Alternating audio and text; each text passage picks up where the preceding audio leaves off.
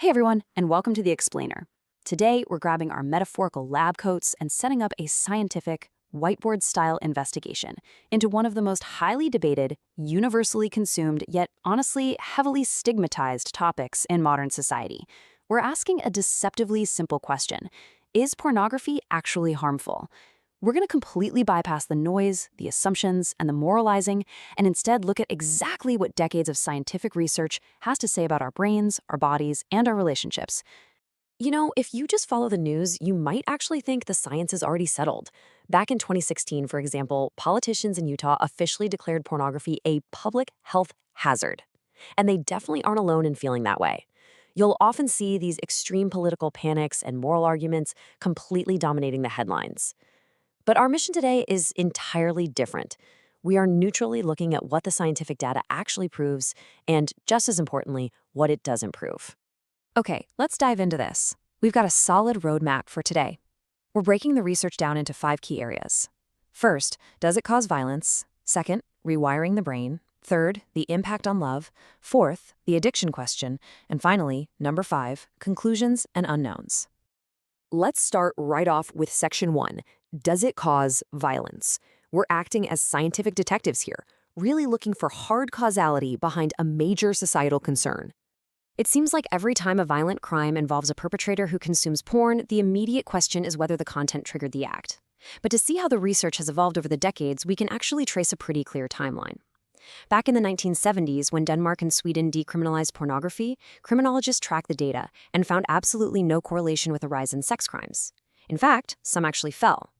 Fast forward to 1995, and a massive meta-analysis of 24 studies looked at whether viewing porn made people accept rape myths. You know, things like assuming a woman wants sex just by going back to a guy's apartment. The results? Totally inconclusive. Experimental lab studies showed a slight link, but real-world self-reported data showed none at all. Which brings us to a sweeping 2009 review of over 80 studies.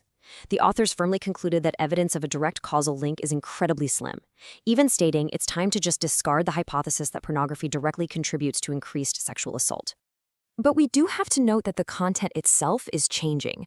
A 2010 analysis found that a staggering 88% of scenes analyzed contained physical aggression, mostly male perpetrators targeting females.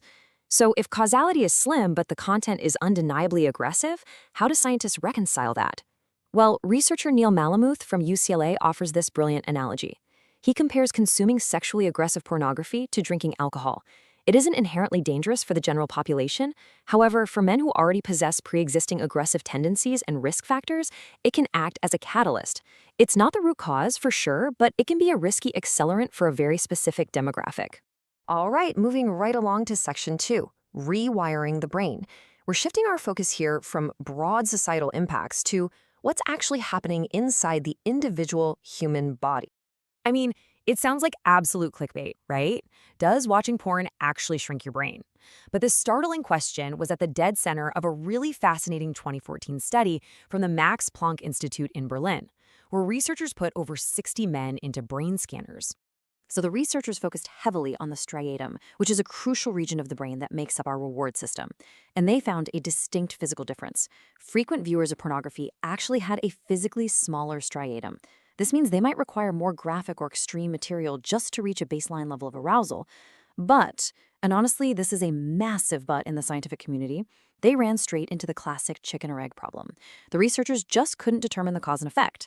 Did watching a lot of porn cause the striatum to shrink? Or does having a naturally smaller striatum drive certain people to seek out and watch more porn to satisfy those reward pathways? Science still hasn't definitively answered that one. Okay, on to section 3, impact on love. How do these private digital habits interact with real-world relationships, marriage, and, sexual satisfaction? And this brilliantly illustrates just how messy and conflicting relationship data can really get. Based on American data gathered between 2006 and 2014, people who started watching porn recently saw their risk of divorce double. Those watching 2 to 3 times a month, they had the absolute highest likelihood of separating. But in a totally wild twist, people who watch at least once a day were actually less likely to divorce than those who never watched it at all. It's crazy, right? Again, researchers are stuck on causality. Is starting to watch porn the thing that destroys a marriage? Or is a sudden interest in it simply a symptom of a marriage that's already unhappy and lacking intimacy? What the research does tell us is that context matters deeply. When we look at overall sexual satisfaction, a stark contrast emerges. Men who frequently watch alone generally report being less satisfied with their real-life sex lives, maybe because solitary viewing often skews towards less consensual or more extreme acts. But flip that context. When couples watch it together, multiple studies show they actually report feeling more dedicated, more open-minded, and more sexually satisfied in the relationship. Literally the exact same medium, but the environment and shared experience completely change the outcome. Let's tackle Section 4, the addiction question. This is arguably the most widely cited negative effect you hear in public discourse today. Now, what's really interesting about this is how the scientific community actually defines the problem. They generally use the term compulsive sexual behavior, or CSB. A landmark fMRI study at Cambridge University took men with CSB, which is what many people would just call a porn addiction, and compared their brain activity to people without it. What they found was pretty staggering. When the men with CSB were shown explicit images, 3 specific regions of their brains lit up in the exact same way that a drug addict's brain lights up when shown drug stimuli. And that brain scan data aligns perfectly with a core theory of addiction called incentive motivation. The subjects with compulsive sexual behavior reported highly elevated levels of desire to watch the videos, but they didn't necessarily like or enjoy them any more than the control group did. This weird disconnect between wanting something and liking it is a classic hallmark of drug addiction. But as with everything we're covering today, nuance is totally key.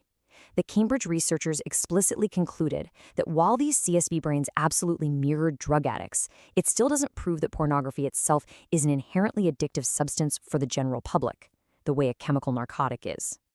Which brings us to our final section, conclusions and unknowns. Let's pull together the overarching themes of all this data to see what we can actually take away from this explainer. So the crucial point is this: the science overwhelmingly points to a motif of it depends. When we look at the negative effects often blamed on porn, things like hostility towards women, extreme promiscuity, or relationship breakdown, they're almost always inextricably linked to the pre-existing traits of the individual, not just the pixels on the screen. For example, a joint study by the universities of Copenhagen and UCLA found that watching it only fueled sexist attitudes and hostility in men who already scored very low in agreeableness, which is a core personality trait measuring how trusting and altruistic someone is. If you're aggressive, unhappy, or naturally hostile, your media diet might amplify that. If you aren't, it likely won't. But as technology accelerates, the unknowns are compounding. So I want to leave you with this provocative thought, inspired by recent warnings from researchers at Newcastle University. We're rapidly moving from viewing things on flat screens to deeply immersive virtual reality. VR changes the fundamental experience from being a detached observer to feeling like the actual protagonist in the scene.